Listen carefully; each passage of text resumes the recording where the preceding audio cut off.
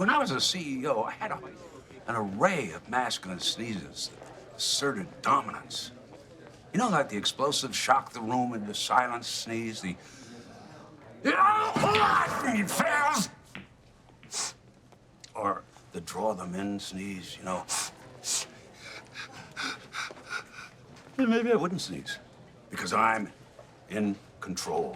I mean, you could even use a sneeze to drive home a point. You can, like, I think the Cubs are going to win it all this year. Come on! What do you think? Tell me more.